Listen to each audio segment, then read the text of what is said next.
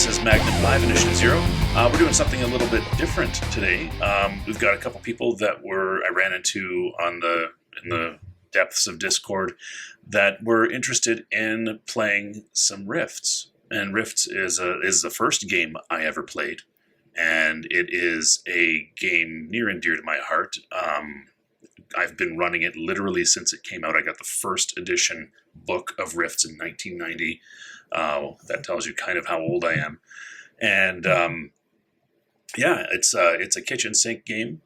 People who love it a lot. People who don't like it tell everybody in the world how much they don't like it. So it's one of those kind of games. But yeah, and so this is not the regular Initiative Zero crew. I talked it over with the guys, and they were saying, yeah, sure, let's have some other people in and kind of play games with them too, because the whole point of Initiative Zero is to get people playing lots of different games, not just Dungeons and Dragons. And so with me tonight, we're actually missing one, Defiler. He couldn't make it, but he'll probably pop back in along the way. But with me tonight, I've got two people, one possibly veteran Rifts player, and one for sure noob. So I'm going to let them introduce themselves to you here. We'll start with S. Fox.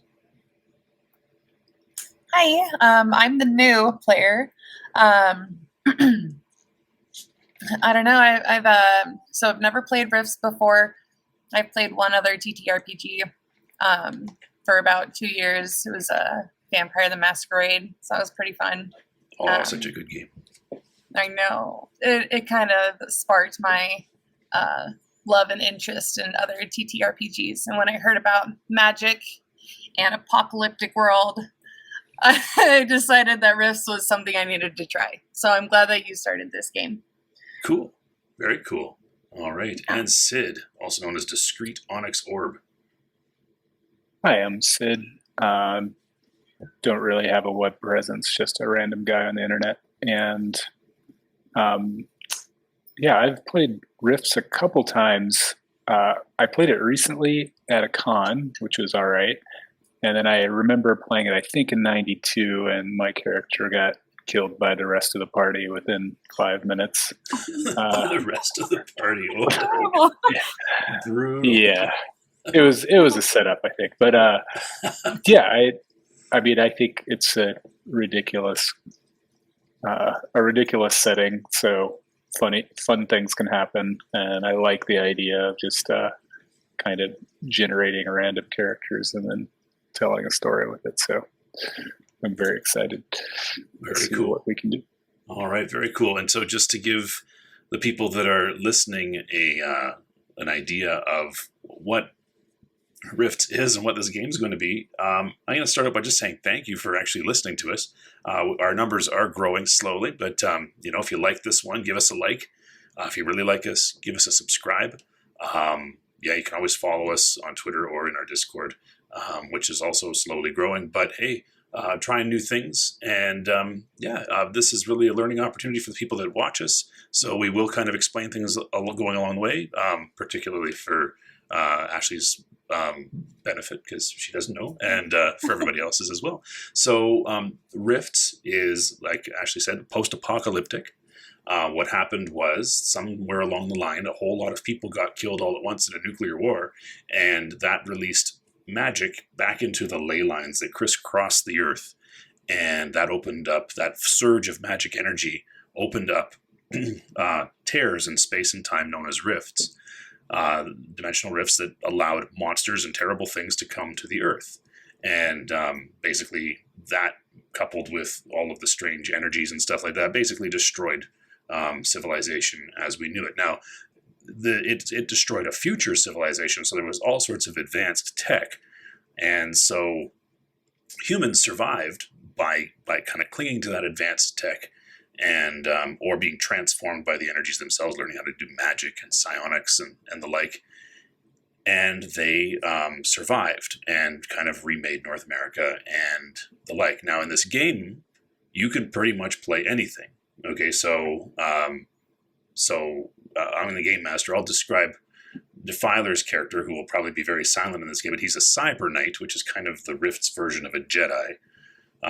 He's got some cybernetic enhancements, but he's a very powerful psychic.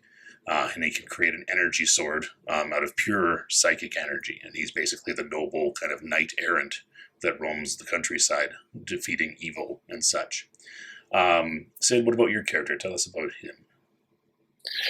Yeah, so my character, Dietrich, is basically a very, good-natured and earnest person. So he's, scrupulous and also kind of believes the best about everyone. He thinks that even the coalition is probably has humanity's best interests at heart, even if they would probably kill him on sight, because he's a shifter, so dealing with dimensional powers and opening rifts and whatnot.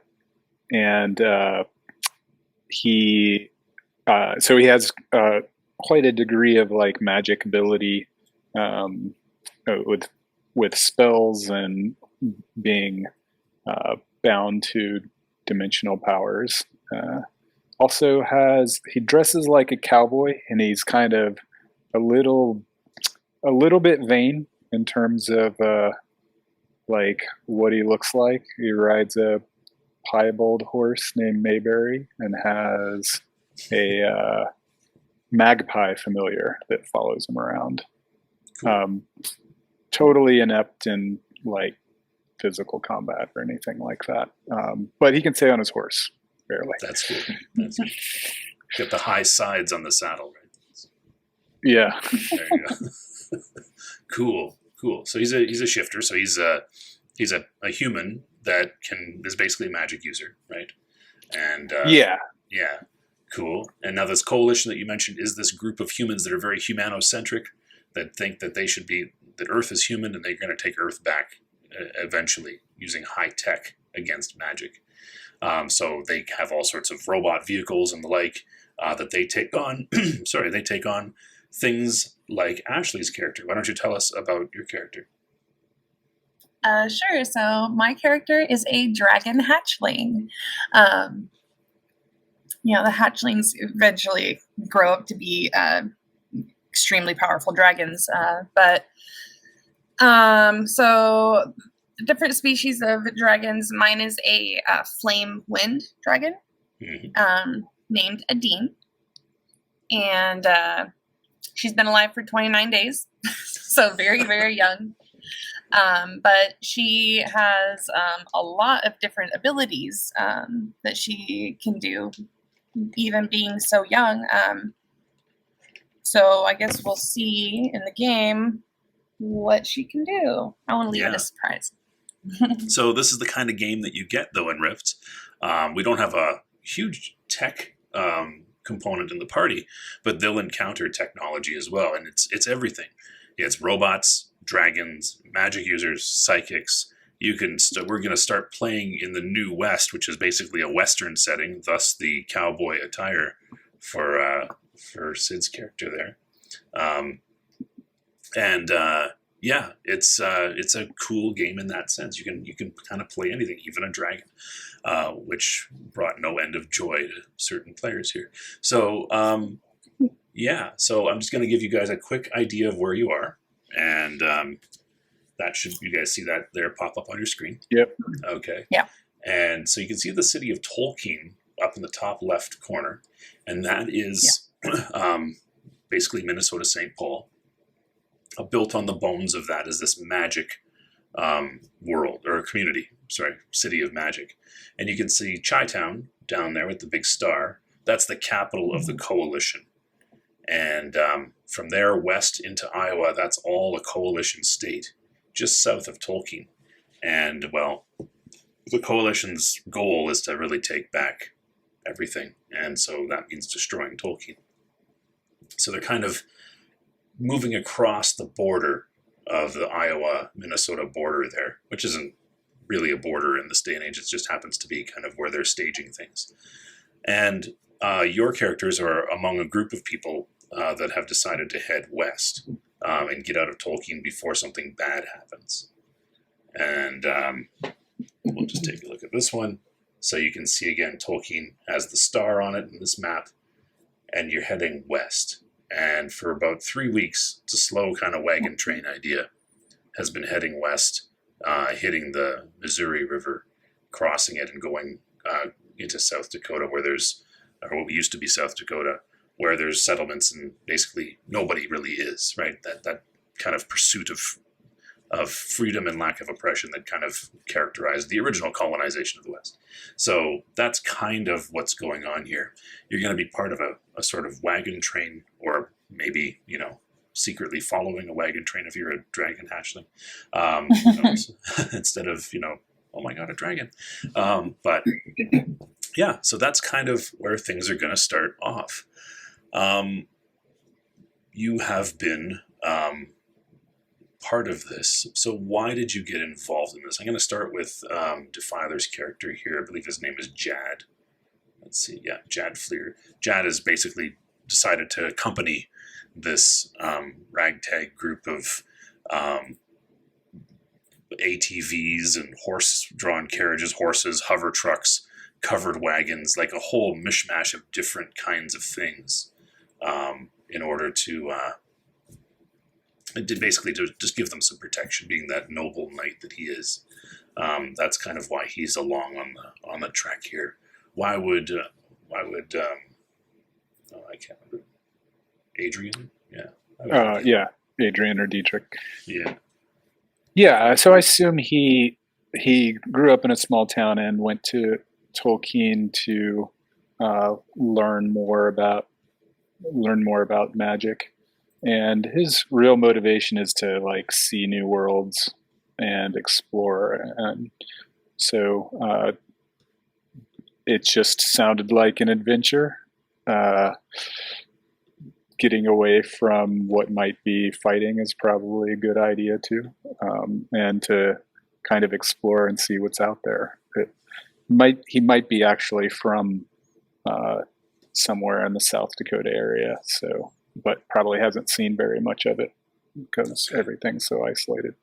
Yeah, cool. So he's basically getting out while the getting's good. All right. Yeah. Cool. And our hatchling, how is Adine interacting with this group? Well, I think that she's not going to be. She's going to keep herself hidden from the group for a little while, until she knows that everything's safe. But the reason why she's going out, she wants to get away from the other dragons that are in that city. As far as dragons go, they don't seem to like to be around each other. Her goals, she wants to amass her fortune. She wants to be able to buy herself nice jewelry and a little pavilion, and find new magical items and ways to increase in her magic powers. So Cool. She just wants to explore and see what's out there and then take it for herself. All right. And apparently these humans and mixtures of DBs and things, DBs are dimensional beings, that are heading west, that's where she thinks it's going to happen. Cool. All right. So yeah, like I said, it's really a mishmash. Lot of people that are just kind of making their way. They're moving together in security.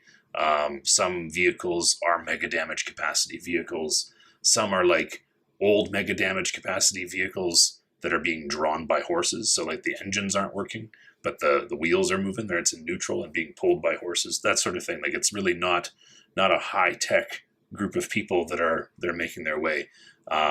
But they're just trying to get out of the Tolkien area before the coalition arrive, because there have been some incursions across the border. And so it's been your journey is getting closer to the Black Hills area, where there are some settlements closer to that.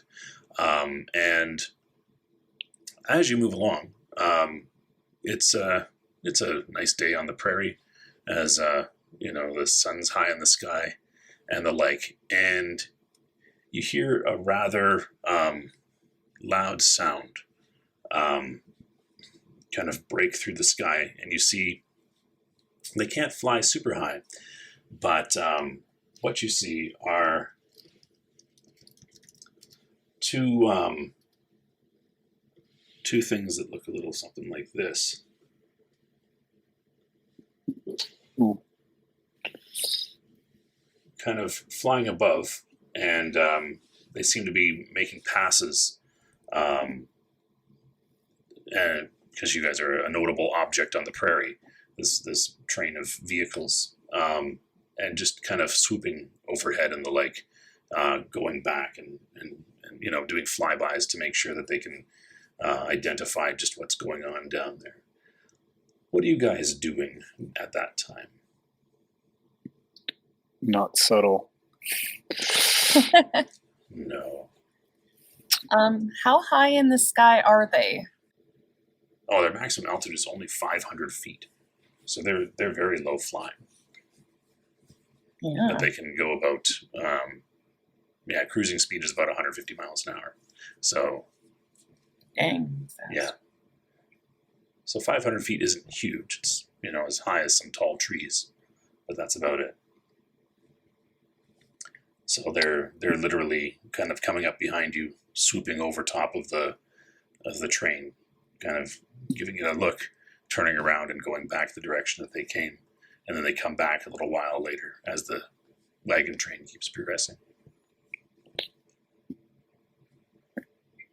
So Dietrich will probably has my familiar flying above, and will call it back to me as soon as I see these guys.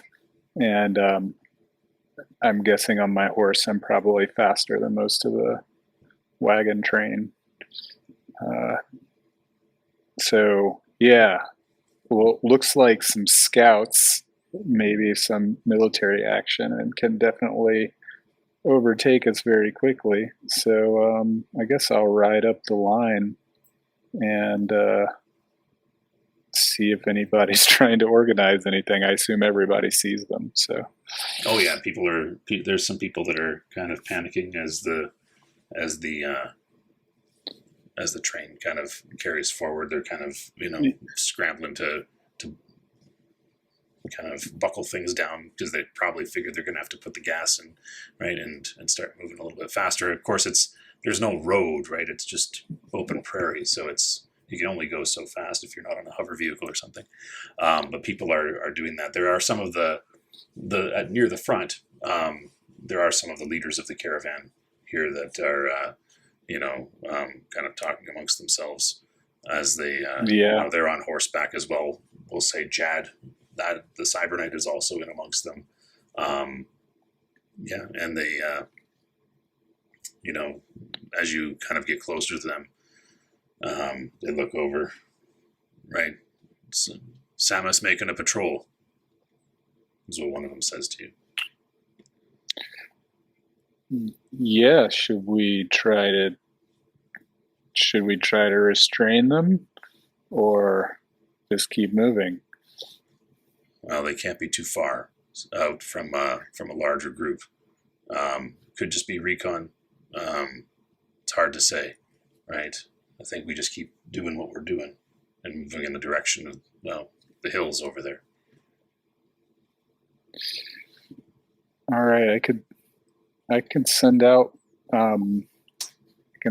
my bird to watch. I guess we have a vector that they, like, when they left, or they've gone and come back a couple times. So can we estimate which direction, if there's a bigger group, where they would be coming from? Oh yeah, for sure. You could send your familiar. What's the range on your familiar that you have? It doesn't really give me a range. I assume it's like, it's like a telepathic and empathic connection. I don't know if that might have a range, but it doesn't really say anything about. That's cool. We can, as far as I can tell. Yeah. All right. Well, we'll play it by ear then. Yeah, if you want to send your familiar out to kind of see what's on the horizon, sort of thing. Yeah. Yeah. I'm it's as soon as, if I see anything, even the Samus like coming back by, it's gonna try to lay low and land in the grass or whatever. Not wanting to get close to anything big, just looking to see what's there. Cool. So you send your familiar back then. Yeah. All right. Let's talk about and our I'll dragon. let Chad, etc. know. Yeah. Let's talk about our dragon here. What's she doing way up, or I guess, how are you following along? So she's been flying overhead, just kind of like doing circles lazily in the sky, following the wagon train. Okay. And as per your description, these things are between me and the wagon train, so they're underneath me. That's right. Are you invisible or? Yes. Okay. Yeah. So No, you're using nobody can see me right now. Yeah, not just a dragon turning loops in the sky. Okay, good. Yeah. Right. Are they actively shooting the wagon train, or what are they doing? They're doing flybys, so they're basically coming in close. It's almost Top Gun-esque as they can only fly 500 feet up, so they're just zooming in, right. Going pretty quick. They kind of hit the accelerator when they're flying away, but they do slow down. They're just it's almost like they're kind of moving from one side of the wagon train over top of it, moving along the other side, right, crisscrossing, and then turning around and then just kicking the afterburners in and heading back east. And then a little while later, they'll come back again and do a similar flyby. Okay. They're looking for critters like you. Probably. So can I tell by looking at them if they are mega damage or the standard? You're only 29 days old, but right. Do I even know about that as 29 days old? I'd imagine dragons are rather intelligent, so you mature very quickly. So you already know spells, you have skills, all sorts of things like that. So, you just in the time that you've been around, you realize that there are mechanical things and there are non-mechanical things, right? Like this technology is it's armed. It's likely going to be able to withstand you, right? So an assault from a monstrous thing. Humans go to great lengths to protect themselves from creatures like you. You've learned that very quickly. So it's likely that these things would be able to resist some of your attacks. They aren't invulnerable, right? But they are also likely, going to be able to resist, take damage as opposed to just die. They could also probably do some damage to you. Okay. So, flying tanks. Yeah. Right. So out of character, what they have are missile launchers on their wrists as well as rail guns. So they shoot out chunks of metal at Mach 1 or something like that. So yeah. It's a little excessive. Okay. So then what Dean's doing then is she's just kind of watching. Like they haven't attacked, they haven't done anything, so they've just caught her attention and she's interested and wants to watch them but still remain hidden so that nobody knows that she's there. Okay. She's watching. Cool. Yeah. So they kind of fly in from the east, do their loops, turn around and gun it back in the direction that they came from. After the second time, Dietrich sends his raven flying back. Is it raven? Yeah. Magpie, but magpie. whatever. Sorry, magpie. Yeah. Magpies are different. They're different. So sends his magpie flying back after them. So you see this small bird take off in that direction. And at first, a bird flying is no big thing to notice, but then you notice it's doing so it's rather deliberate. It's literally following in the direction that they came from. But yeah. So essentially, with your connection to your bird, it flies up high enough to see further along the horizon. It spies that there's something on the horizon that's slower than these things, that's moving, but it has a bird's eye view, I guess, right? It has a better view of what's on that horizon that these things are flying back toward. And Adine can tell as well that there's something on the horizon moving. It looks like it's kind of creeping, almost a bunch of legs creeping along. So yeah, I can focus my sight through the bird, Yeah, and not do anything at the same time. Yeah. Can I determine if this thing is like any idea of the size, and also is it moving faster than the wagon train? well, it will probably catch up with the wagon train eventually, but right now it's pretty far off. Like you're on a flat plane pretty much, and it's beyond the horizon, right? From the like where your character is sitting on horseback, but the bird being up higher can see, it's just on the edge of the horizon, but it is coming toward. What it can see is it's pretty far away, but it looks like it's moving on legs. Many legs. As a body moving on many legs. Yeah. And like this high enough. Sorry, go ahead. Yeah, so to be able to see it, it must be bigger than a car. Oh yeah, it is bigger than a car. Yeah, it's bigger than these Samus power armor as well.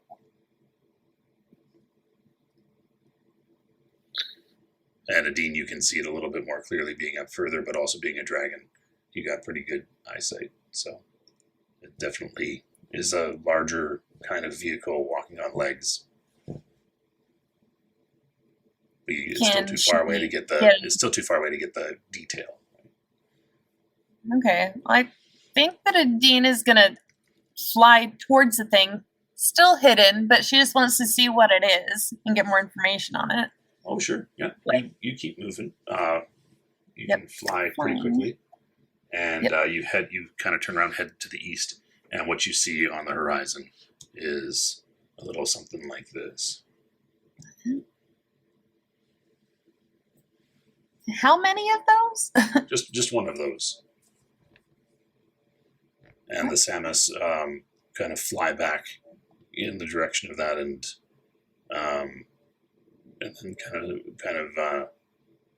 are near it. They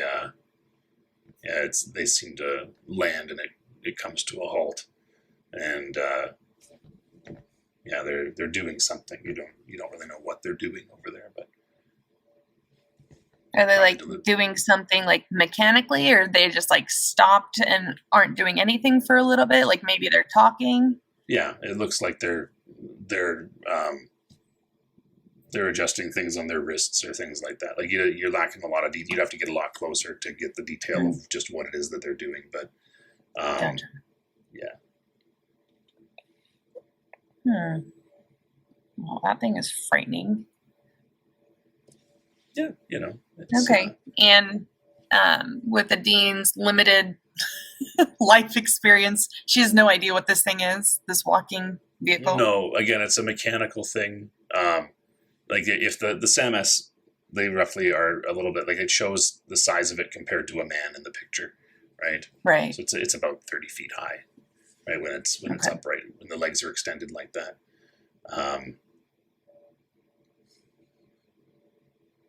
So yeah. I think it's 6 legs. Okay. So she's just gonna hover around that thing for a little bit and just observe. Yeah, so it lowers itself down because I'm assuming you get closer than to do that hovering. It lowers itself down. The head kind of opens back up, and a number of men wearing armor of similar motif to these flying power armor, but it's just like body armor. Step out and remove helmets and talk. Even the guys in the power armor kind of remove their helmets, and they kind of seem to be talking amongst themselves, discussing things, and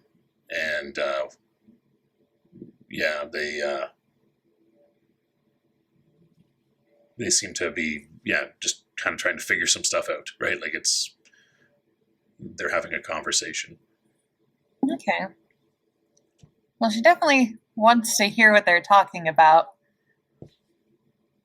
Okay. So I think that she will land like behind them, like 50 feet or so. And can she metamorphosize while she's invisible? Oh, yeah. Okay. And we will do that and go cat-sized. Okay. Cool. Nice. There you go. Dietrich, you're familiar. Are you going to keep sending it over that way, or?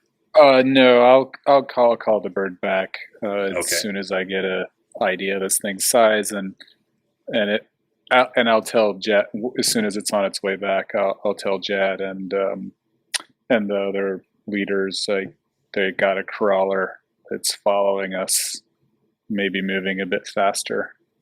All right. Yeah. And and if I'll periodically check in with the bird if the Samus come back or whatever, like it'll go down and land and hide basically. Cool. All right. Not in a big hurry to get back. Yeah. So the conversation among you and Jad and the other people there are just what the coalition want with this wagon train. If they just noticed it, if it's if there's something of value in it, who's part of it, that sort of thing is kind of what the conversation starts to revolve around. Sorry, go ahead. There's no obvious like DBs or anything in the wagon train. Oh yeah, yeah. There's a mix of everybody. There's DBs, there's humans, magic users, just people that were living in Tolkien, right? Like just citizens that just wanted out, right? It's not like you guys are a military group of wizards and stuff. There are some like yourself, but there are others that are literally just Joe Schmo, right? They wanted out because the coalition was coming. There's some there's Denor Devilmen, there's a whole bunch of different DBs that are part of this wagon train too. Probably all told, you got about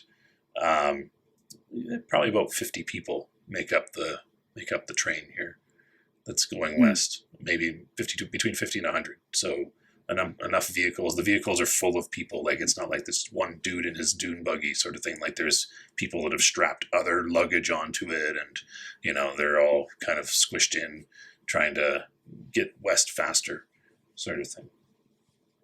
So yeah, they're wondering if there's if this the talk is whether this is just a standard patrol that happened to notice something, or if they're actually if it's a seek and destroy, or what's going on and how to manage this. So they keep the train moving, obviously, but they know that they can never really outrun this patrol. So we can't go much faster.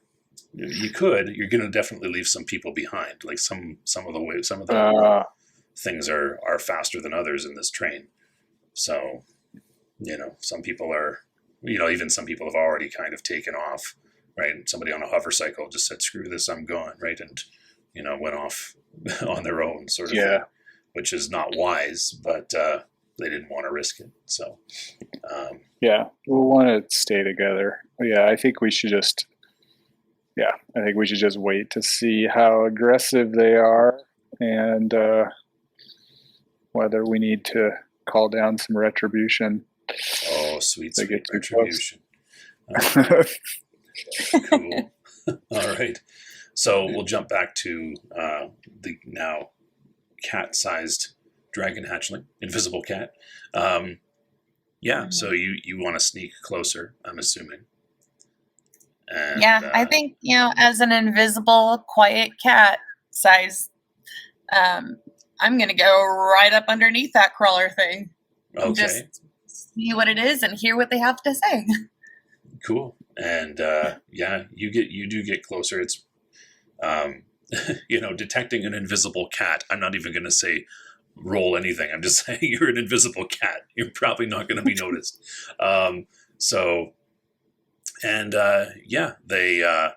They seem to be kind of in the shade of the vehicle as they stopped it, and they're kind of debating there's one of the guys in the SAMS power armor has his helmet off, and he's talking to another guy in this kind of blue-black armor as well. And there it is.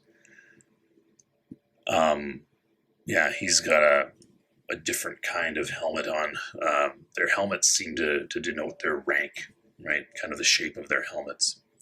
Okay. And the talk is, basically the guy in the armor, the power armor with these ones with the rail guns and stuff, is suggesting that they take the opportunity to search the caravan. He's saying things like, people don't flee from a non-situation unless they've got something of value or to hide in there. That caravan's got to have something in it. The guy that came out of the walker, he has let's see. Yeah, he's got. He says, "We are a reconnaissance squad. Our job is to collect information, intelligence, and we exactly don't know what's in this caravan, right? They could be hiding something extremely powerful, and we might not be up to the task, right? We've only got so many scouts. We've only got so many people in the crawler or in the walker." He says, it doesn't make much sense to do this.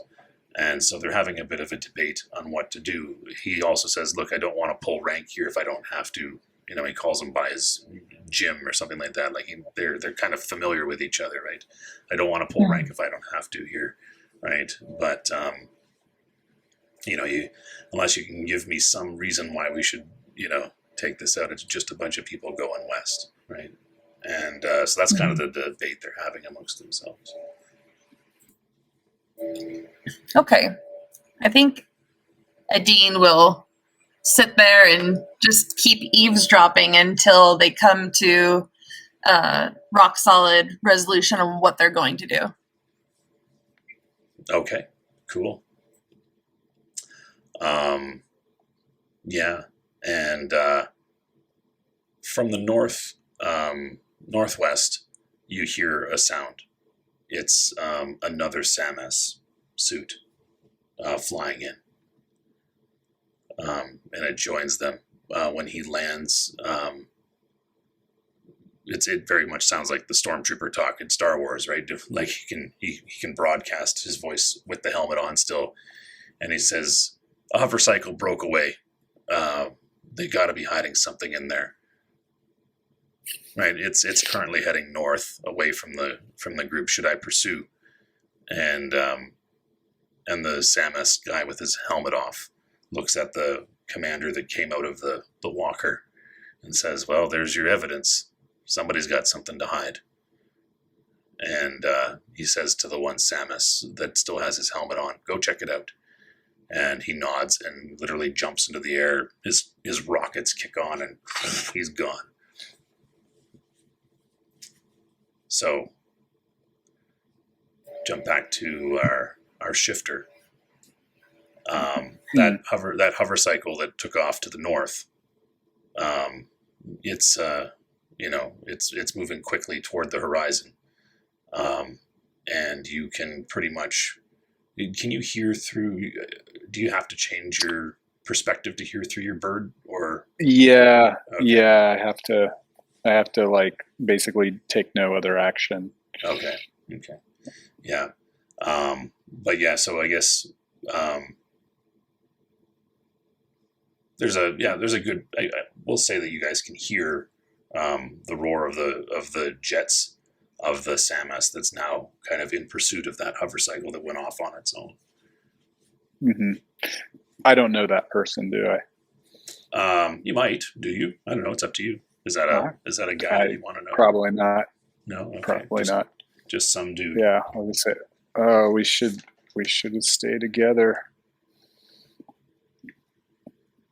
This could get bad. Yeah. And and the other guys around you are like, yeah, we've got to do something to keep people together. Yeah, we should try to. I mean, I don't know. Somebody gives me a megaphone or something, I can certainly talk. Just ride back along the length. Yeah. Of the train. I'll just ride up. Yeah, I'll just ride up and down the length of the train. Say they're just scouting. Stay together. Yeah, should all stay here and keep moving. Cool. Okay.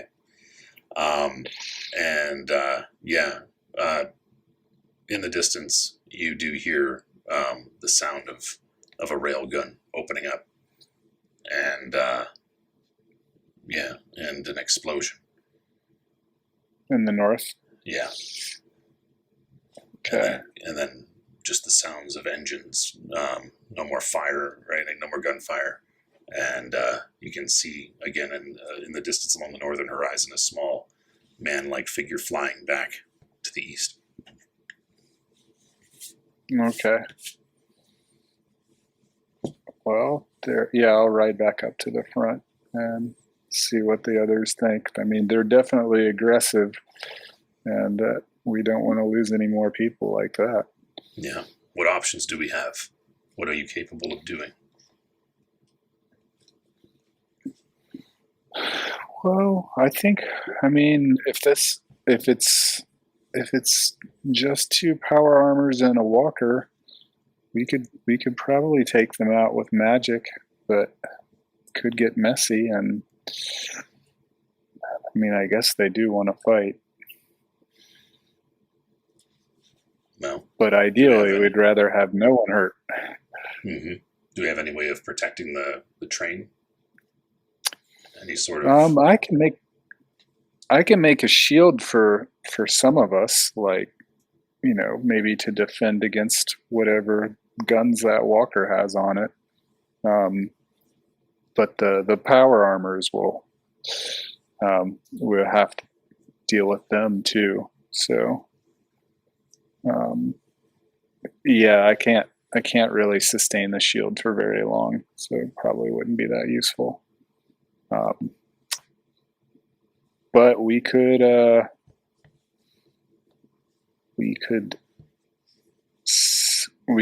try to hit them with if they get close, I'll hit them with a stickiness spell. A stickiness spell. Yeah, carpet of adhesion. Oh, yeah. Sweet carpet of adhesion. Yeah. Yeah. Good times. Right. But that's only if they get really quite close, because I don't have that much range on it. And then there's lots of other options for actually trying to destroy them, especially once they're stuck. All right, cool. That sounds at least like we can defend ourselves. And so, there's keeping people not panicked is really what the leadership decision is there. And so you're continuing to keep people calm and the like. All right. Well, I'm good at talking to people. So yeah, you've got the smile. Actually, you got a charm or impress or something like that. I have performance and public speaking. And I do think. Yeah. I'm not sure. My physical appearance is not that high. It's just a 10, but it's 11 when I'm dressed to impress with my wardrobe and ring. So it's your mental. My mental affinity is 23. Okay, so you got a 75% chance to trust or intimidate. So give us as you work to keep people calm. Give us a percentile check under that, and see if you're able to win people's trust, so that they stick together. Yeah. Essentially, is what you're trying to Yeah, do. I'm all smiles of like, we just stay together, we're gonna be okay. We'll do this. All right, so you rolled underneath the 75, which means you are able to keep people calm as you kind of move throughout the wagon train there, keeping them moving. There's no cover of darkness. There's not a lot to hide behind right now. It's it's just really keep calm, keep together. We're safer, and you really are able to instill that sense of trust. Back to our dragon cat thing that is invisible, and Yes. this other Samus power armor flies back in, and he reports that he had no choice but to destroy the fugitive, is what he basically says. And they're definitely harboring something. And the one Samus that has his mask off still says, "Well, there you have it. Right? We need to at least search the wagon train. Right? Part of our mission is to collect intelligence, sir. But there could be fugitives. They could have magic users. They could have vital information about Tolkien, and it's always a chance that we can clean up some DBs along the way. Right? They could even have contraband technology, stolen coalition technology. It's worth checking out." Okay. This crawler, how much does it weigh? You don't know, but it looks pretty heavy. Like it's made of metal, so it's pretty heavy. So my metamorphosis, the way it works, do I grow or shrink to the size, or do I just boom, I'm that size? No, because if you recall, it takes about 15 seconds, right, for you to change shape. So you actually go through a shrinking. You do maintain all of your dragon strength, so your cat kicks with the force of a dragon. It's nice. Yeah, it's true. So but it is a rather tall, heavy thing. So it's not right. Those flying railgun missile guys, are they on the ground or are they in the air right now? They're all standing kind of, so this skull walker has lowered itself, opened up, and the guys that were inside of it have stepped out to talk to these power armor guys who also landed there as well. They're kind of coordinating, and they could coordinate over radio, but this is very much, it's like this is a contention between these two guys, right? You get that feeling that there's history between these guys. They took their helmets off to talk to each other eye to eye, sort of thing, right? They could have just the commander could have just radioed instructions, but there's something going on between these people, right? It's not just there's more to it than just rank here. So okay, well, can you explain to me a little bit about how combat works in this game? Sure. Essentially, it's like most other games. You roll initiative, and the person with the highest initiative goes first. You have a number of attacks, okay, and that's how many attacks you have in every round. A round is 15 seconds long, but your attacks, you use them for different things. So you use them to both attack and defend, even though they're called attacks. They should really be called actions. But that's kind of what it is. So I think you have 4 or 5. How many actions do you have for attacks? There's 4 actions per melee. Yeah. So in 15 seconds, you can do 4 things. And then they also will have their number of actions. So. Okay. So theoretically, I'm a cat-sized dragon. I could sneak attack these guys 3 times, and then on that 4th one, could I start flying away? After your first attack, they'll get their first attacks, right? But if you surprise somebody, then essentially you get the initiative right out of the gate, right? And they will not have the initiative. And right. Plus you have horror factor. And you do have some guys that don't have their heads covered right now. Their heads look incredibly more squishy than yes. their armor. Yeah. When I attack, does my invisibility go away? I imagine they would see the attack itself. Like if I attacked with fire, they would see that. But do they see me? So you become invisible. You're imperceptible. You can still retain your physical mass. Can't walk through walls, nor do weapons pass through you. You still make noise, leave footprints, all of these other things. You can talk, weave spells, walk, climb, run, open doors, carry objects, and perform other acts of physical exertion, including combat, and remain invisible. Nice. Nice. Yeah. So, yeah, invisible characters are -9 to hit, to be hit. If you are cut or damaged in some way that you are leaving evidence that you're there in a particular place, you're only -3 to being hit, right? So gotcha. Yeah. Okay. Well, I would like to align myself in such a way that I am, if I was to shoot a cone of fire, like a fire breath attack, that I would hit the stupid flyer things and this skull walker thing. Okay. So your cone is only so wide. I would say that you could probably position yourself in such a fashion that you could hit a few of the guys and possibly a leg or two of the walker, right? With your cone. I think it's only 6 feet wide is your cone, something like that. Yeah, 6 foot area. Yeah. Yeah. So, in a 6 foot area, you can probably hit, like I'll say, but when they say area like that, they usually mean radius. So, so it's a 12-foot diameter. You have these SAM-S power armor are rather bulky, and so you could probably hit the 2 guys that are talking to each other, or you could hit 2 of the other guys, or you could probably hit, some of the legs or the main body of this walker.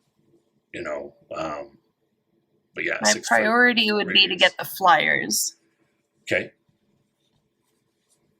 I'll tell you that if you, in a 6 foot, like basically a 6 foot radius ball of fire, if you blasted that at the 2 guys that have their helmets off, their heads would probably melt if it's mega damage fire, right? Like you would probably kill them. And they're the only. Wait, one of them wasn't a flyer though, right? One of them came out of the head, the skull thing? One of them came out of the head. Well, he seems to be kind of a guy that's in charge. He has a different kind of helmet than the others do. I'll show you real quick. I don't see it. There it is. His helmet looks a little like that. Whereas the helmets of some of the other guys, that were in the Skull Walker that also came out look like this and like this. So so these guys were all kind of the guys that are in the Skull Walker, whereas these guys, you can see what their helmets look like. They got these dangly kind of red things that fly behind them and stuff. So this guy took off his helmet. One of these guys took off their helmet. They're talking to each other. The SAM-S stands about 8 feet tall. The other guy stands about 6 feet tall.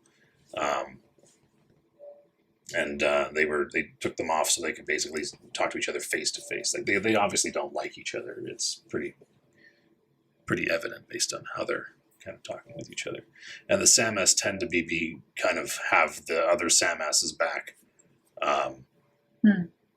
Whereas the guy that came out of the Skull Walker, he's got other troops with him. So that's kind of, the setup.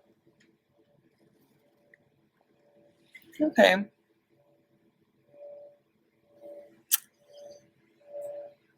Well, seems like the wagon train is in danger, and I'm here to do something about it. So, cool. Cat Size Me will aim towards the guys in the flying suits. Ones that have their helmets on still? Gosh, because there's 2 with helmets on and 2... the other 2 weren't flyers, but they had helmets off, right? Yeah, so this guy, I'll move them down below. This guy down here, helmet off. Yeah. And one of these 2 Samus, helmet off. Okay. So yeah, I will go for the guys that have the helmets on. Hope that I can damage them enough or they can't fly away. All right. That's cool. Yeah, with the fire breath attack. Cool. So you should have a bonus to strike with that on your sheet. I have no idea how this works, so you're going to have to walk me through it. All right, let's take a look. So on your sheet, it says 4d6 MD. Yep, 100 feet, 6-foot area, and you get no bonus to strike there. So it's just a straight D20 roll. What you have to do on a ranged attack is roll higher than an 8 or higher, is what you're aiming to roll. You will have surprise, so you will they won't be able to dodge or anything like that. And you are aiming at just 2 of these Samus power armor and seeing what you can get to get them in that 6-foot radius. So you said start by rolling 1d20. Yep, and you're trying to get an 8 or better. Come on. 8 or better. Yes. There you go. So you definitely hit those 2 guys. They are not going to dodge. And you get to roll your damage, 4d6 damage. 4d6.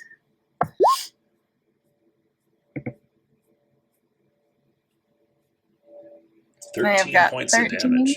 All right, so you have blasted these guys with mega damage fire, and you've essentially scorched the front side of their main body.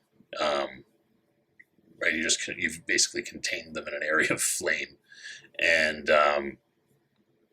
they look like they've taken a little bit of damage, but certainly it isn't going to inhibit. It's mostly surface damage on their armor, and the 2 guys that had their helmets off down here their eyes bug out of their head. They're like, "What's that?" Right, and they're going to take their action to put their helmets on. They're like, because they just, the heat, even you can even see them wince their faces with the heat of this blast of flame that came out from somewhere amongst the legs of this skullwalker. And, and you can hear, we're under attack, right? And the guys that are out of the skullwalker are scrambling to get back inside it. And, it's just, you've created mass panic. What would you like to do? That's your first attack. What do you want to do? It's been like a quarter of 15 seconds. What are you going to do? I think I want to try and tail swipe the legs from the walker. Well, I have to be bigger than a cat, don't I? Yeah. To do the tail swipe, you're going to have to change shape, which will take up the rest of your actions, basically. But so let's not do that then. But you would still be invisible, and you would probably be able to do a lot more. What with the claw swipes and the bites and the things like that. If you were a much larger, you could probably have better reach if you were a larger creature. They do know the general direction that the fire came from, and well, I'm right underneath the thing, so I'd have to move to get bigger. So yeah, could I use one of those actions as moving? You could move while you change shape. So changing shape will take up all the rest of your actions for this round. And movement is a little bit different than in other games. So there is no move action. You can always move while you're doing something else. And your movement is how much you can move over the course of the turn, right? So as I said, you've got your speed trait on your sheet is number of feet per second. Well, there's 15 seconds in a round. So multiply that number by 15, and that's the number of feet you can move in a single round. So it's it's a decent amount of movement. Yeah. Okay. Right, so you can go a couple hundred feet easily while you're doing something else. Okay, it's presumed that if you're doing that, you're running, right? As opposed to just walking. But you can always just walk as far as anybody could in 15 seconds, which is, a few steps.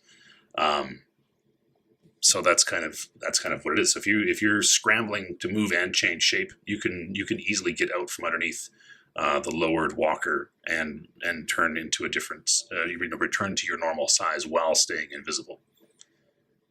Yeah, I think I will do that. I'd like to move so that I'm 50 feet behind the walker while changing back to my original size while still invisible. Okay, cool. And so, you do maintain initiative because you surprise attack them. So you will go first for this round. But the thing about rifts is that you roll initiative every round. So what we need to do there, you should have a bonus to your initiative. And these guys will have an initiative bonus as well. And I will roll for them. Okay.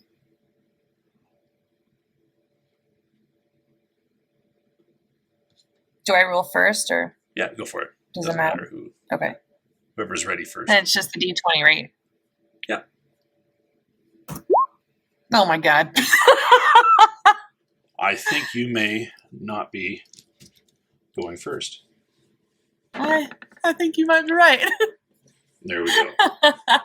So I'm gonna roll for two different groups here. I'm gonna roll one for the Samas guys who are there, and then I'm going to roll for the Skullwalker crowd as well. Okay. And we'll just work on different initiatives. So yeah, the Samas crew goes first. The one guy has, they've been scrambling to get back into their vehicle, the Skullwalker crew. It actually takes a significant amount of time to move into vehicles. So some of the guys that were inside the walker have taken up they're running inside and just grabbing weapons. They're not like activating the walker. They're just going inside and grabbing some weapons and probably using the walker as cover. Whereas the Samus are, the one guy has his helmet on. He's got two hands on his rail gun. The other two are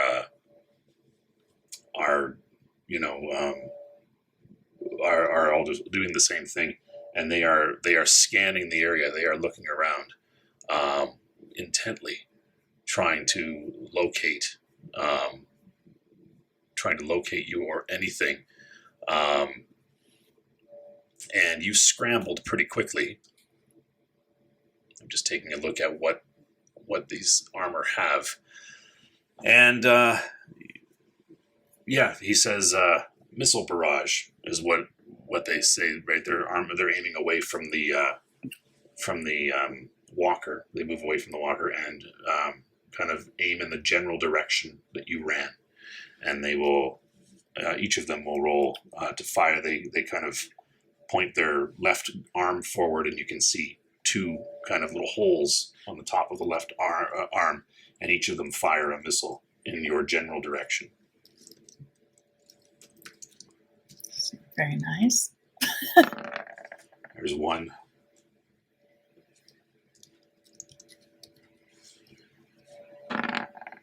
Two. And three. All right. So you're -9 to be hit. However, so two of them miss, but one of them will hit you. And so these are standard mini missiles from these. They do standard issue is armor piercing or plasma. We'll say that they have armor piercing. So you get hit by one of them.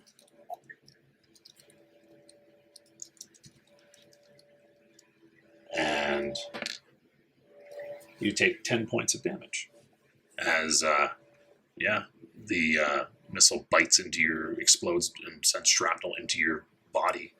How?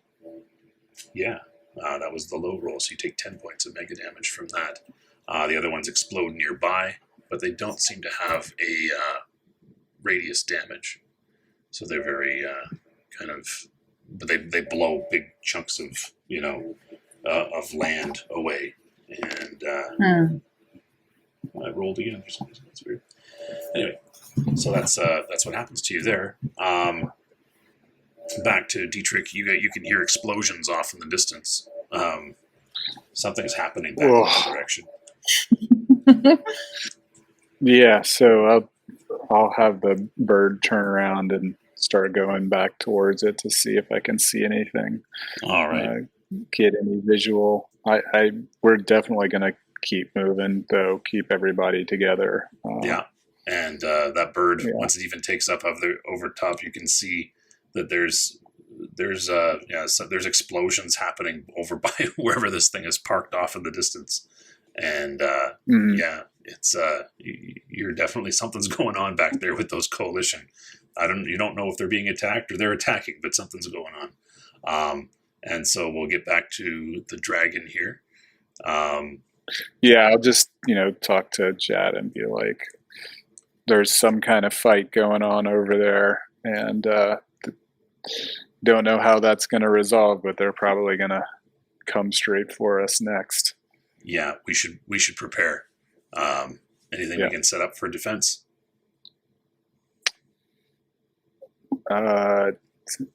Nothing that I can think of yet further than 300 feet. So okay, maybe just circle up the wagons. Yeah, good idea. So he's trying to get plays out. Yeah, he's basically he'll work with you, try to get the mega damage vehicles on the outside, non-mega damage vehicles on the inside of a circle. Yeah, and cool. And so so those Samus have fired at you there, Dragon. What are you going to do?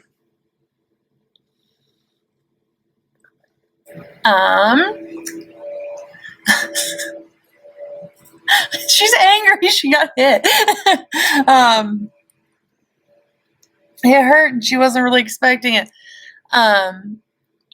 So still that was just one. I know. So now I'm full size. Yeah. Gosh, in comparison to the walker, am I bigger or smaller than it? The walker, when it stands up, is quite tall. I would say the walker is probably bigger than you when it stands. It's almost 30 feet tall, and I don't think you're that big. I can't remember what we said yesterday, but I don't think you're that big. We said 30 feet long, but not tall. Okay. So it was from snout to tail tip, right? You were 30 feet long. Yeah. So I guess if you stood on your tail tip, your snout would kind of extend just above the head of the skull walker when it's upright. Oh yeah, I'm fairly short or fairly small. So you're roughly the same size-ish. You're on the same order as that skull walker, which means you are bigger than these Samus. These Samus are about 8 feet tall, but that skull walker, when it's upright, is about as tall as you are long. All right, and they didn't activate the walker yet. People are just grabbing weapons and stuff. Yeah, they're using it more they're using the walker more as a kind of a defense, more of a shield that they can shoot because they don't know what's going on. It's going to take some time for them to start the walker up and bring it back. At least in the midst of combat, it will take some time. Okay. Yeah, I think I'm gonna claw swipe at the guy who shot me. Okay, so you engage. All right, you're moving in, and you give a swipe at that Samus that hit you with the missile. Okay, go for it. So you're doing the same thing. Now you should have your claw swipe. You should have a bonus to strike, and that's going to be added to your D20 roll to hit. Now on the hand-to-hand, you have to get higher than a 4 to hit. Okay, so 1d20 need higher than a 4. Yeah. I got a 4. And what's your My bonus? rolls are trash. That's all right. What's your bonus? For To hit. which thing? The Initiative? claw strike. Strike. So if you look my over. Claw sorry. swipe is 3d6 plus 8. Oh, we didn't put it in. So it's the 5. If you look under hand to hand, you'll see strike as a 5. So you're going to add that 5 there. Right. Yeah. Yes. Okay. So So 9 9 then. Yeah, cool. So there's actually, unless you roll a 1, you can't miss. A 1 is an automatic miss. So yeah, you move forward real quick. Give a swipe at this guy. He's not going to use an action to dodge or anything like that. He doesn't really see you're invisible. They've just seen the shifting of the dirt and stuff like that as you scramble forward. And yeah, you can give a roll for damage to him there. All right. So this is a 3d6 plus. So 13 and then plus 8. So between 21. Cool. So you do 21 points of damage to this guy.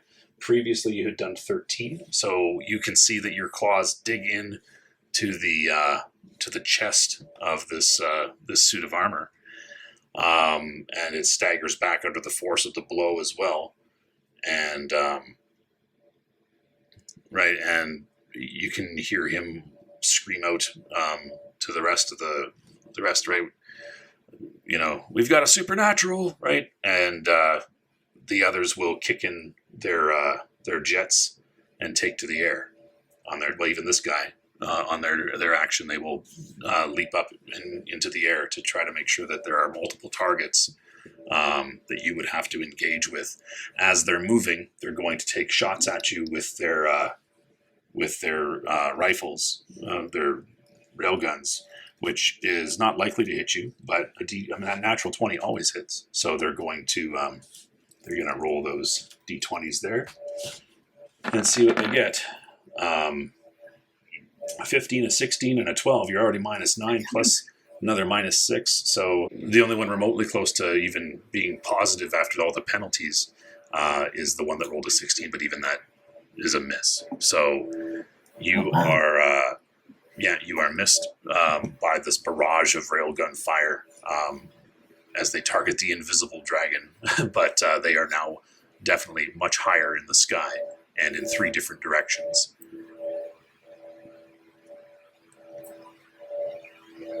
Okay. Well, I'm surprised this guy isn't dead. He can take a lot. Oh yeah, well they're in heavy armor, so yeah.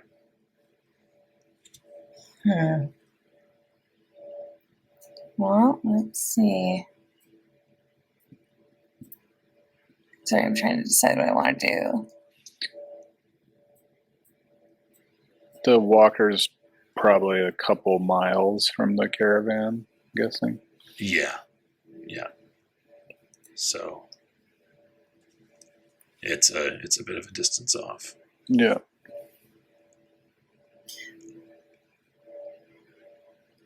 All right, and just to be clear, my claws are not stuck in this guy, right? No, you just slashed through him. Yeah. Okay.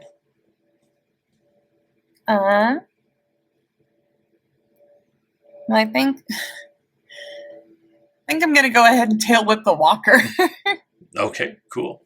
So just because wreaking havoc. Yeah, and it won't make you roll to hit. How much damage does just roll the damage for it, because you'll hit it. It's a stationary target. Okay. Yeah. So and you can roll your hit. What you'll notice is that you're not doing massive damage to these things. They are definitely hardened military armor, right? They are hard to take out, and they could probably, if they saw you, all of them together would probably be able to probably do some serious damage to you, if not kill you. So this is, and they could probably also do some serious damage to that caravan that you were following. Yeah. Okay. So it's just for the tail whip swipe thing. It's just the 2d6. So do I have to roll for the initiative first or no? I'm not going to make you roll to attack because you're going to hit it. It's not defensive. Like you're just hitting a stationary target with your tail. So, okay. Yeah, roll 2d6. Yeah, oh my god. What is found wrong all with the my ones. rolls? They're all trash. Yeah, you found all the ones. Good job. And Yeah, all of them. so yeah, so your tail whacks into the legs on one side. It barely dents them. Like it leaves a bit of a mark, you know. So this is definitely a hardened machine. You know. Your character, what's your character's alignment? Anarchist. Anarchist. What do you feel about the because you're anarchist, you're inherently selfish, but you're not evil. What do you feel about that group of individuals in the wagon train off in the distance? Well, my thoughts and feelings were that I wanted to follow them because I thought that they were going to, find cool things and do cool things that I would benefit. And, most of them are DBs and these guys were going to go after the DBs. And so all my opportunities to get cool things were dwindling unless these guys were taken care of. Yeah. So it's not so much people, think, it's the opportunities those people present. Yeah. Do you think those guys are worth the warning that there's these really powerful things that you are even having a hard time damaging?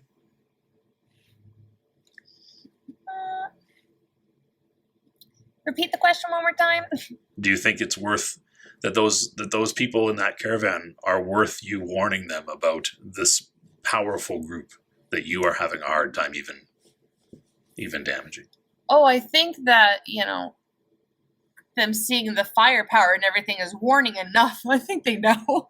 If they can see it. We're pretty far. You're pretty far away. Like you can't see, like from the ground, you can't see the caravan. They're past the horizon. No, they're past the horizon. Yeah. Then yeah, they should probably know. All right. So what would you like to do about that then? No, I guess I don't have anything fun. I'll just leave the fight to go fly invisible to the wagon train. All right. You do make it there. No problem. You pass by a small magpie flying in the direction of the combat. So you're going to be invisible. What do you want to do so that you could possibly warn these people then?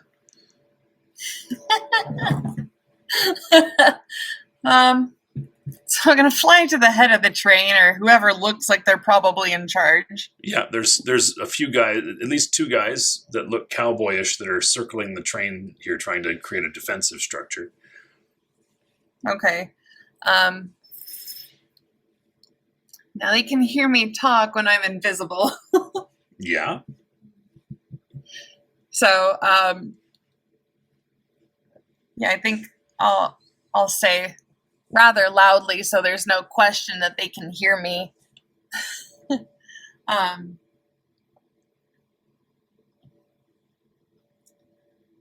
Don't be afraid. I'm going to show you who I am, but there's dangerous things behind us, and they need to be taken out. Their plan is to kill all the DBs in this train. Cool. And then I will no longer be invisible, and they will see me as a dragon. Okay, you reveal yourself as a large, 30-foot long, very spiky, and that's a baby. Yeah, that's right. Yeah. Oh, so cute. Yeah. Do you happen to reveal yourself and burst into flame? No, I'm not going to burst into flame. Yeah. I'll just be a regular dragon. All right. You hear screams coming from the from some of the people in the caravan. But if interestingly dragons enough, can roll their eyes, I'm rolling my eyes. Oh yes, I think dragons invented the eye roll. But not everybody in the caravan, because it did originate in Tolkien. So some of them are shocked by the fact that there's a dragon there. but others are actually kind of relieved. They're like, "Oh, dragon! The dragon can prevent us from, or can help us against the coalition." And Dietrich, what would you like to do? Oh, Dietrich's gonna ride straight for it. You're speaking in English? Yes, I am. American, Okay. yeah. American. Yeah, American. Yeah. I'm gonna ride right up and try to talk to it as soon as I get within shouting distance. Oh yeah, no problem. What would you like to say? Yeah, I'll start with some very brief traditional welcome in Dragonese. But then fancy. Oh, quickly, you can speak Dragonese. yeah, just fancy. to be polite. But Aw. I'll then quickly switch to English and be like, "You're gonna draw a lot of attention like that. What happened back there? I saw some fire." Yeah. No, I was eavesdropping on them to hear what their plans were. Apparently they were scouts. They some of them were hell-bent on wanting to take down the train and, well, not take it down, but to search the train for valuable things. The guy who went off on the hover cycle, they took him out and used his running as an excuse to come and search the train and also take out all the DBs, is what they said. Not a fan of that plan, so I decided to attack and being a rather young dragon, you say it's slightly a little too loud, taking out all the DBs, and you can hear some gasps coming from the train going right, like, and anyway, go ahead. Yeah, sorry. Yep. And so, I breathed some fire and tried to hit the skull moving thing, and it didn't work. So I decided to come over here and let you know that is back there. They were trying to attack me while I was invisible, so they may still think I'm there. I don't know. Well, there you have it. Well, thank you for coming to warn us. Clearly, they're going to be coming back for us. I think that if you can hide yourself again, that'll probably be for the best, especially when they start flying. And I think we're going to have to plan a defense for when they come for us. And yeah, they definitely are aware supernatural things are happening. As you say that, you can see 3 little blips on the horizon heading directly your way. As I see them, I will go invisible immediately. Okay. Yeah, and I'll switch back to bird vision. Yeah.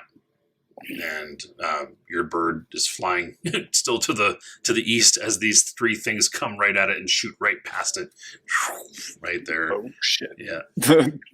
They seem to be in formation, heading directly in your direction.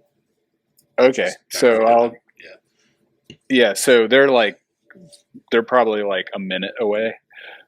Yeah. Or less. They'll be there, very shortly. These things can fly at 150 miles an hour, so they'll be there momentarily. All right. So I'll just say, Dragon, hide yourself, and I'm gonna try to trap them when they come through. So I'm just gonna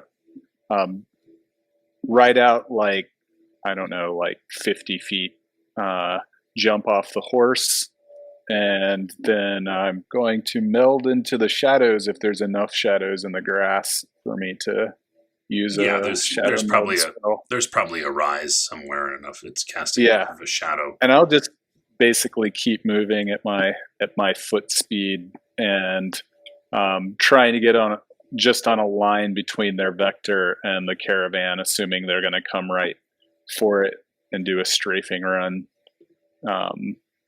And I'll probably put up a shield too if I have enough time to cast a spell before. they get into. So my Shadow Meld is a spell, right? yes, Shadow Meld is a spell. I was What assuming level? What level's that spell? Does it say? Did you record that or? Yeah, I think. Sorry, I don't actually have it. No, okay. But I have the page number. Yeah, what's the page number? It is 206. 206. So it's less than 6th level then. Yeah. So that means you can cast it as an action, I believe. Oh, higher than 6th level or more than an action? Yeah, it's a 4th level spell, so you can cast it in one action. Okay. And yeah, your movement is rather. If you want to stay hidden with Shadow Meld, then you have to be staying in the shadows, right? So the shadow has to be at least 5 feet tall or long to be effective. So, oh, really? I didn't realize it. Yeah. Okay, I was just thinking if there's like shadows in the grass, I could just like move through them. But if that sticks me, then I'll just stay put. If I can also get up, kind of like an outcropping sort of thing. Oh, okay, I see. If I can also get up an energy field, I'll do that. Okay, where do you want to position that energy field? Oh, I want to put it on myself. Okay. Yeah, it'll only last a minute, but it'll be some defense for me. So I try to, so I mean, these things are so fast. I think the only thing I can really try to do is hit them with the carpet of adhesion. They have to be 40 feet, I think. Yeah, 30 or 40 feet. If they land, so they have to be. Yeah, they had to be pretty close. I don't think they're going to land. I mean, I guess they're probably just going to attack. So just a quick question about magic. So Call Lightning says it comes from the sky. That's right. So they're not probably not going to be able to track it to me. That's right. Whereas the energy field is just to get back to that, it is a semi-transparent wall or bubble that shimmers with a white-blue light, right? So it would locate you, right? People, they would see the center of that, even if you were hiding in a shadow in the midst of that. Okay. Right? They would know at least there's a bubble there. So, all right, that's done. So I am going to drop that. But you can cast energy field up to 60 feet away. So. Okay. Yeah, I guess I can cast it on the first. Yeah, I think that's about how far I am from the caravan. So I'll cast it on the first wagon. Yeah, that's smart. Okay, so you cover it. Yeah, it's probably like maybe the least durable structure, right? You can fit about 6 to 8 people inside this dome, right? It says a small room full of people is what it can cover. So yeah, we'd let you do that. Cool. All right, and so Call Lightning is my longest range attack spell. It's 300 feet. Yeah, and now that's a level 6 damage. That's a level 6 spell, and that's going to cost you more than one attack. Oh, okay. I see. So yeah, it is. So yeah, level 1 to 5, 1 melee attack. Level 6 to 10, 2. Level 11 to 15, 3. Okay. Yeah. So. Well, I have some better ones than that. They're just all shorter range. And you have 5 attacks or 4 attacks? I have 4 attacks. 4? Yeah. So you've used up one. You're moving as you're doing this as well, right? So you've you cast your one spell, and I'm not going to worry about initiative right now. This is preparatory, right? As we'll give you a round as they're flying in. You cast your energy field. Boom! It's up and around one of the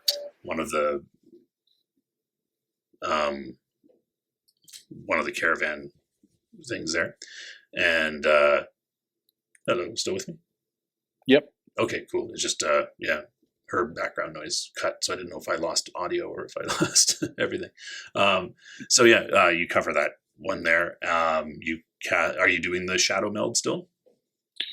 Yeah, if I can sustain it. Oh yeah, you just it'll cast be them, right? permanent. There's no penalty to keeping spells active. So, Okay. so yeah, second action is casting Shadow Meld on yourself, which is cool. And then if you use your last 2 actions, you could cast Call Lightning and pull down a bolt of lightning on one of them as they're flying toward you. As they fly by. Yeah, That'll be 2 actions. that It's would just on that second action is when it would hit, right? So yeah, I think it's not worth it. I mean, it might distract them a little bit, but they're not going to do anything different. yeah, And because it's you not going to do do much only. damage. I was gonna say at level 1, you're only doing 1d6 mega damage. Yeah. But I do have a spell that is specifically for Jad. Yeah. So I do have a magical adrenal rush, which is 100 feet range, and I think he might be close enough that I could cast it on him. And Yeah, you could cast that one on him and turn him into a juicer. How long does that last? it only lasts 1 round though, so Okay, it's so like you would want to wait till yeah, it'll wait But, till yeah. it's engaged. that would seriously pump him up. Yeah. Yeah, for that 1 round. I think that's. I mean, unless I think the only other thing I could do is maybe distract them, but I don't think it's worth it. I think I have to really wait until they engage to to do anything. You said is it 6 to 8 is 2 actions? 6 to 8 or 6 to 10. Okay. You can find it on page 189 if you have the book with you there. Okay. Step 6, casting spells, number 3. 6 to 10 is 2 melee attacks. Okay. Yeah. Okay, great. Yeah, so I have a bunch of high level spells that I could use. So All right. if I have if I want to prepare a spell, can I do like 1 action this round and 1 action next round? For sure. Yeah, you could use your Okay. last action to start casting a 2 action spell, and it would complete at the end of your first action the next round. Yeah. Okay, and I think they're basically gonna hit the caravan within seconds, right? Oh yeah, like basically we're gonna roll initiative at the beginning of the next round. I'm gonna find out what the Okay. dragon wants to do, and then it's initiative time. All right, I'm gonna go ahead and cast Dragon Fire, which will let me breathe fire next round. How long does that last? It only lasts 1 round, but I could get 2 blasts out of it. Yeah. All right, cool.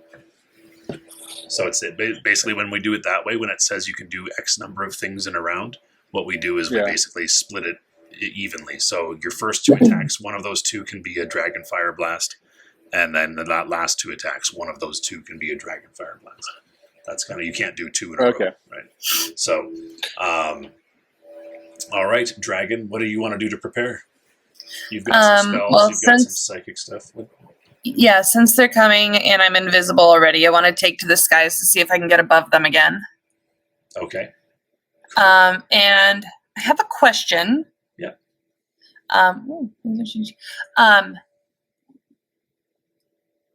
Can I do something like a fire breath and then immediately hit it with fuel flame to double its power? No, because those are 2 separate actions. Dang it. Yeah. What you Could could do it on my fire breath. That's right. Yeah. You could also set something on fire, then increase the size of it. You know, and that can do stuff. But yeah. The fuel flame thing that I have, you've got to be within 120 feet. So I don't know if you are or not. You saw where he moved to, and if you're moving, you can say I want to be within 120 feet. Did I see where he's at? All right. So yeah, I guess I did see. Okay. So yeah, when I fly, I'll follow him and stay within 100. I'll stay within 100 feet of him. Yeah. Now you don't know what he can do, though, right? You don't know he's preparing a spell that lets him breathe fire. You don't know that sort of stuff. So Snow, I can greet you in Dragonese. yeah, maybe he is a dragon. You never know. Maybe he's a much older dragon than you that can transform. Should be able to sense him if he was a dragon. I know, yeah. You and your technicalities. Okay, cool. So, yeah, I'd say, like once he actually uses the spell, then you could like actually breathe some fire. Then you could probably say, oh, well, I've got something that could make that even better, right? That makes sense. For right now, you don't know that he can do that. So okay. So then, yeah, I guess for right now, since I don't know that, like I said, I'll just take to the skies, invisible, and now they're coming in formation, right? yeah. Okay.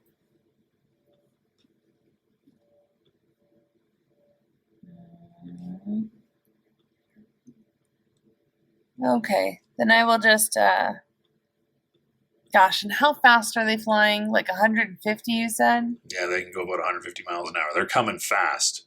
So the likelihood of me attempting to, like, dive on one and catch one is pretty small, right? Well, that's part of why you make a strike roll, right? So you could try to grab one. They would. You are invisible, so they're not going to dodge necessarily unless they have some way of detecting you, like radar or infrared or something like that. But yeah, you could very well, try it. If you roll a natural 20, you always have a 5% chance, basically, by rolling a natural 20 to execute the attack. So, okay, so that's what I'm gonna prepare for, is to be able to catch one in the sky and basically with my weight fall on it to the ground and ram it into the ground and fire and stuff. Cool. Okay. So yeah. So you're flying toward them then, as they fly toward you. Yeah, but above them for sure. But I'm gonna aim for the middle one. All right. Cool. And so yeah, you aim for the middle one, and all right. Let's do some initiative then. Let's see what we can do. So I'm just putting my PP in the chat so I can tally it up later. But cool. I roll. Yeah. All right, initiative. How do we just roll a d20? Okay. I know I have my penalty from my low stat, but I think my 20/20 vision cancels it out. Oh, you got 20/20 vision. Okay, I didn't see that. So for sure, just so I think I'll come out to a 0. All right. So just a d20. Yeah. Ooh, not winning this round. All right.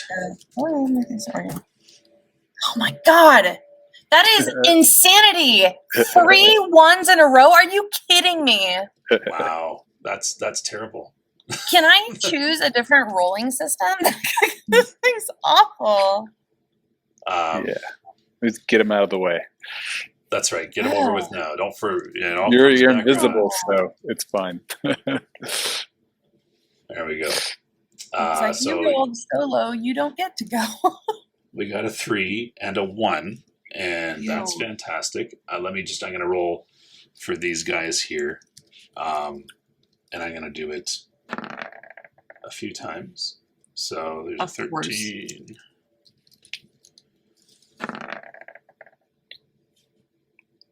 Mm-hmm. And there we go. And I won't worry about their modifiers because they're all ahead of you. So,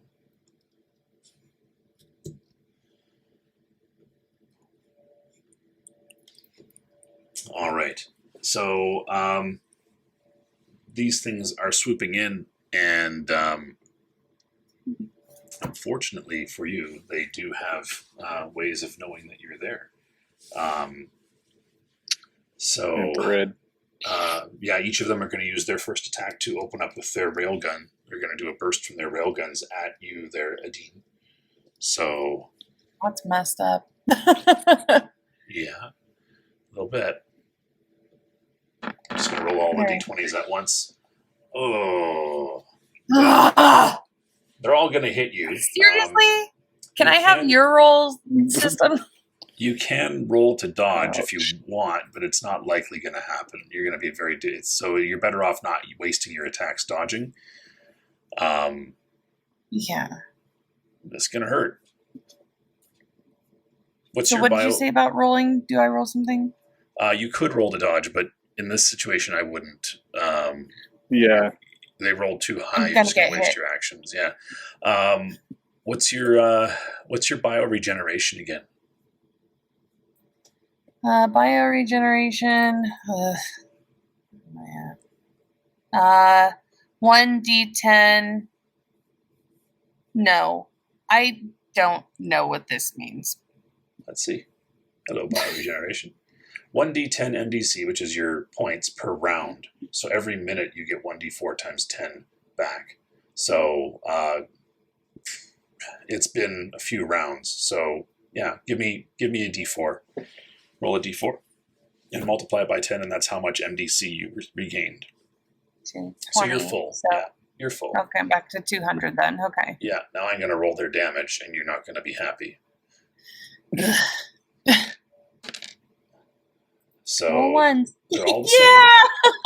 But one of them rolled a natural 20, which means we do double damage on that. And unlike D&D, we just double the damage. So so that's one of them. Now it's 9 times 10, so that's 90 with another 3, with another 30. So they did 140 damage to you. Oh my god. Yeah, as they 120. Yeah. So I'm almost dead. Yeah.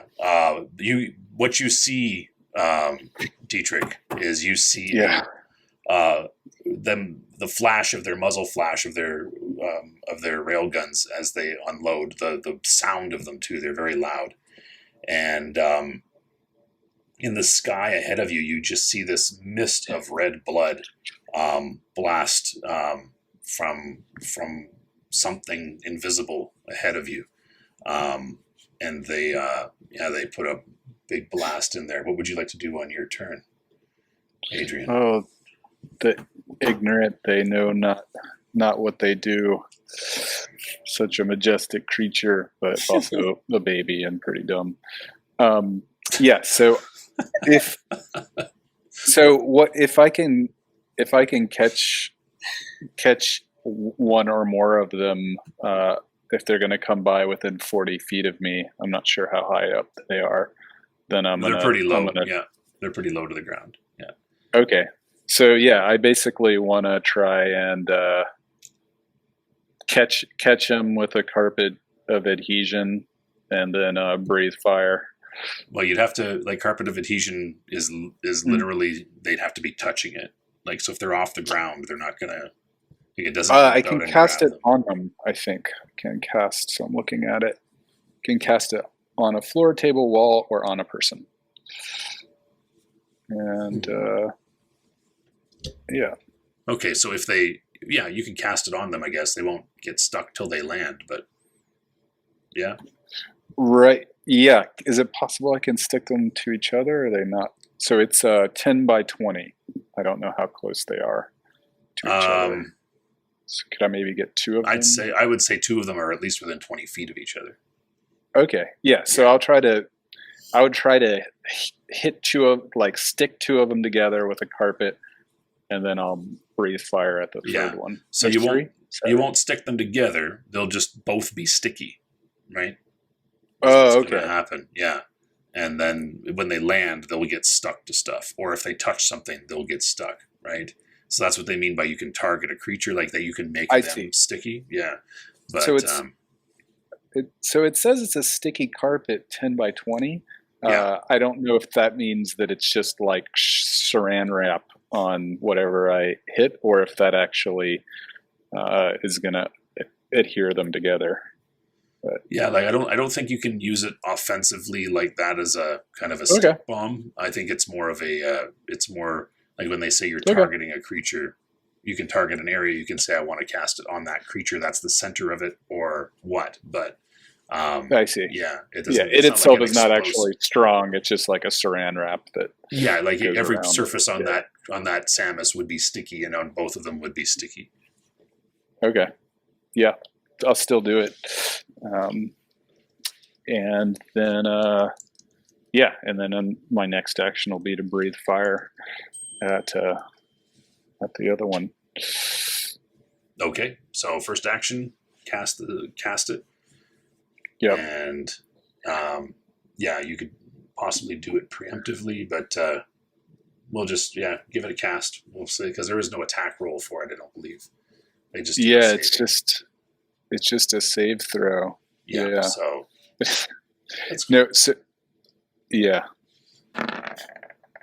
one of them does not save. One of them does save, which means that one is going to be sticky for the entire duration. One only sticky for what, like 66? 2d6. Yeah, 2d6 rounds. Yeah, give me 2d6 then, and okay.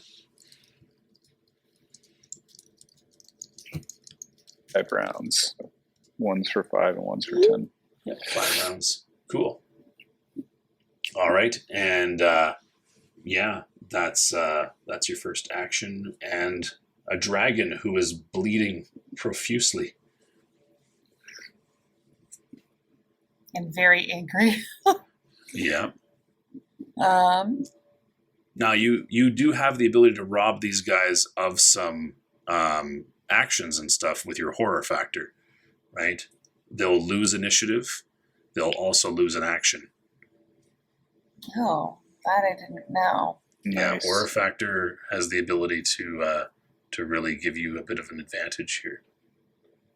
All right, then I will become visible, and I'm going to light myself on fire. So you just up that horror factor. So what is it then? What's the horror factor? I think it's 16. I don't have it written down anywhere. Yeah, I think it was 16. I think it's like 12 regular and 6 or. I got it. 14. Here it is. It is 12 and 14. So 12 when you're just you, and then 14 when it's in flame. So these guys, roll some d20s for them again. A lot of d20s. There's one. He's okay. God damn it. One of them is not, though, so he will lose initiative and be out an attack. And he can't defend against your first attack. The other two are not phased by you. But anyway, that's just you becoming visible. What would you like to do? You burst into flame too. That doesn't take anything. What would you like to do?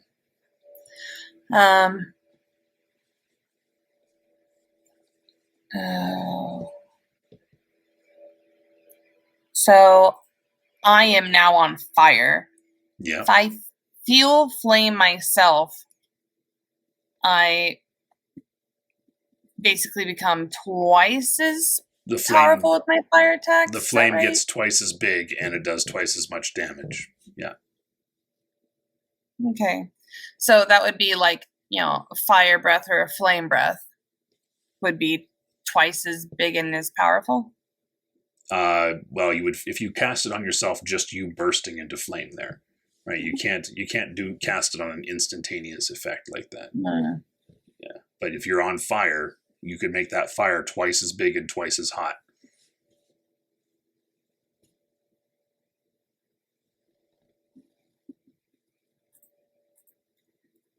So we just go around like taking turns with our actions. Yeah, round robin style. Okay. Yeah. Gosh. How close am I to them? I would say you are. How close do you want to try to swipe one of them? Is that what you're trying to ask, or?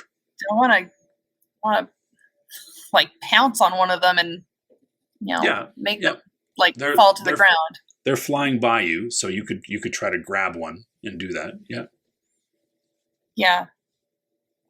Let's do So- that. I want to try and grab one and hold on to it until it hits the ground. Yeah. So you want to just basically tackle one. Cool. Look at you go. What do I roll? D20. Yeah. It's mostly A D20 for D20. everything. Yeah.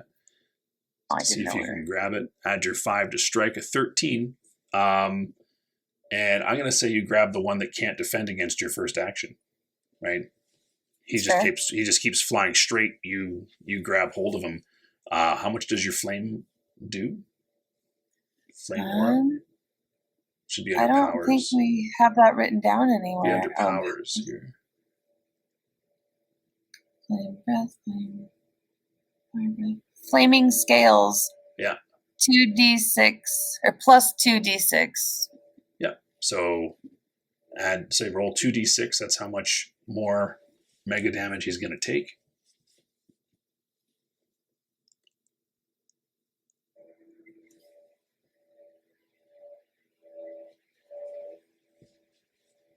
Just a 6. Yeah, cool. You ride him into the ground. And nice. The other two Samas are not going to be too happy with that. They're going to roll their attacks. Oh. Ooh. Dragon's dead. Ooh. All right. Now, they are moving very fast. The natural 20 hits. The 9 will not. Just because they are essentially wild shots. But the last time they all rolled very high. Do you have 20 mega damage left? I have 60. Cool, you just lost 20 then. You're still alive, but you're hurting bad. And Dietrich, what do you want to do? Yeah, so given what just happened, I'm going to change my plan a little bit. So by the way, did the dragon just jump on the non-sticky one? Yes. Oh, what luck. Okay. So I'm just going to hold my my dragon fire for a moment, and I'm going to attempt to cast a compulsion on the closest one to me. And that's just a standard saving throw. And the compulsion is he really just wants to give his friend a big hug and roll around and frolic on the ground. Oh, what's a save for a standard spell? Oh, that Should say I on don't your, know. let's see, under combat. Spell Okay, 12. under my combat. So he saved. Oh, it's worth a shot.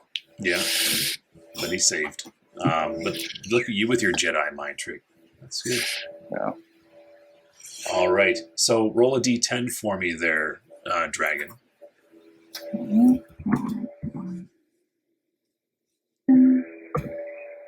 There's your d10.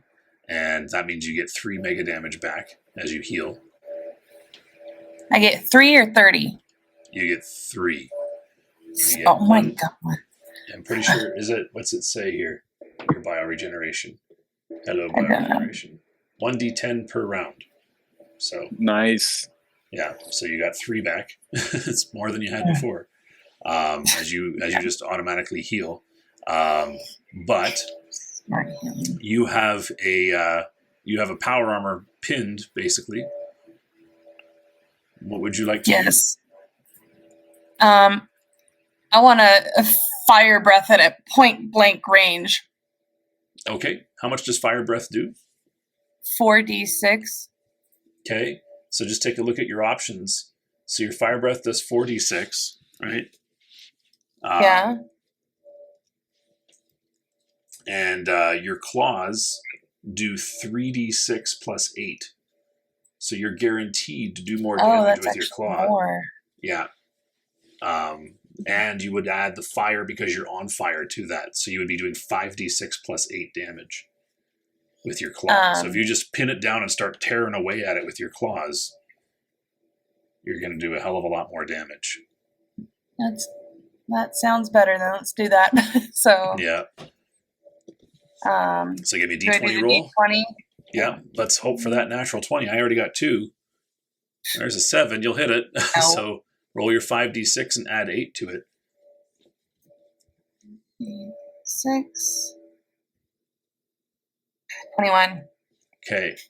And he is just pinned under you as you do another 21 points of damage to him, tearing away. This is the one you clawed before, by the way. Oh, nice. As you're digging away at him. He's not going to be able to shoot you this close range, but he'll try to punch at you and the like. Just give me your next attack too. What would you like to do? More of the same, or?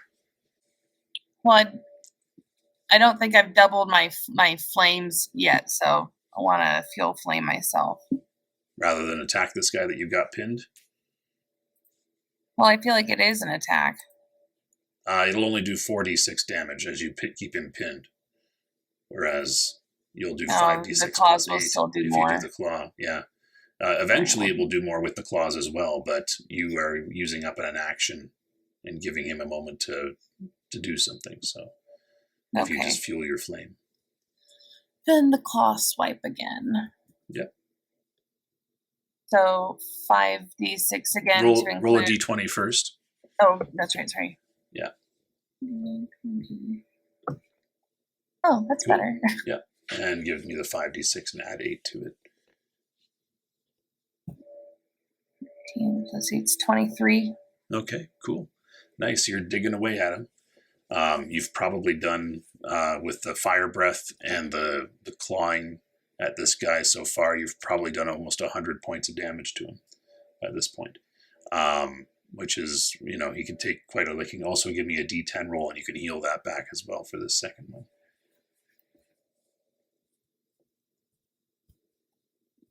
7. So you get 7 more back. And what did Dietrich want to do for his last couple of attacks here?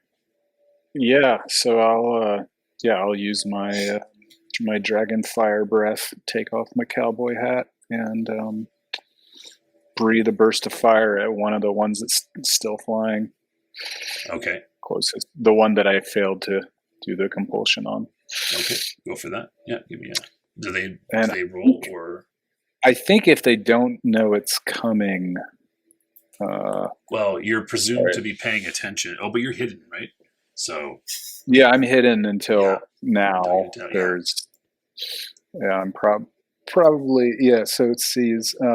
So they can dodge. He can't dodge it though because you were hidden. But you have to know it's coming. Yeah. So I have to make a strike roll. It sounds like. I don't know. It doesn't actually say. So. What page is it? It is 217. 217. Yeah. Dragon fire. Victim must know the attack is coming and roll a 16 or higher. So you don't have to. You just roll your damage. Okay. So it's just 1d4 times 10. 10. So 10 points of damage. And he doesn't know it's coming until you now step out, and you're a target now. And shit! now that you're visible. So I'm going to say with these, and then what was your second attack going to be? Or do you want to know what the Samus would do first? I'm just trying to kind of bunch attacks here so we can get through stuff and wrap it up. But so their third attack is going to be at the dragon again, and their last one will now be targeted toward you because you're visible and another threat. I think I'll probably want to put up another shield if I can. Like another energy barrier? Yeah, another energy field. Okay, around yourself or? Yeah. Because I'm pretty squishy. I'm not a dragon.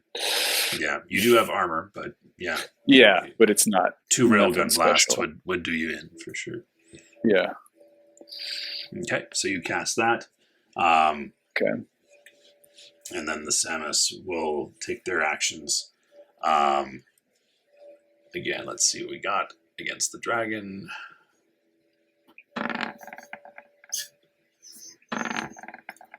So those, with their bonuses and everything, would still not be high enough to break an 8. So both of those railgun blasts would have gone wide as you tangle with the one Samus there. The one that you have pinned is going to try to strike you twice. Just, wrestle with you as you have him pinned. Right. What's your strength, by the way? My strength. Where do I find that? Your PS. It would be written across the top. PS is 17. Okay. So he's actually a bit stronger than you. Yeah. So each of those will hit, and that's 1d6 mega damage from a punch from one of these things. So I'll just roll the 2d6. There you go. You will have taken 6 points of mega damage as he punches you back as you claw away at him. He's just trying to do anything here. And your energy field, Dietrich, will be targeted by these guys. One of them will hit for 30 points of damage to the energy field. Oh, glad I got that thing up. All right, and that will bring us to the end of this round. They'll have done a few more flybys. They have a few more attacks than you. I'm not going to go through it right now. We're just going to kind of hand wave this one. For the time being, just their attacks went wide as they kind of swoop around and come back. As your Cybernite friend, Jad, comes riding into the foray with his Psy sword ablazing and on horseback. And we'll see what he's able to do. Hopefully next time he'll be able to join us. But that is all we've got time for today. Great. I just want to thank you two for playing along. I know it was a little bit of focus on one place and not a lot of focus on another, but we're kind of together now in the thick of things. And for those of us, or those of you that are listening or watching, if you enjoyed this, please hit like, hit subscribe if you really enjoyed it. We'll try to do some little side quests like this on the channel. Again, you can join us every week for our regular Chronicles of Darkness game. If you like things like Vampire, Werewolf, Mage, those games made by Onyx Path Publishing and or White Wolf, check out our Chronicles of Darkness game. It's an actual play, happens every week in the city of Chicago, which is the standard fair place to play Vampire the Masquerade. It was the first setting, and Vampire the Requiem is there too, and all of these other great Chronicles of Darkness games. So check us out if you want to. And thanks a lot. And remember, if you can't roll high, you can always join us here at Initiative Zero.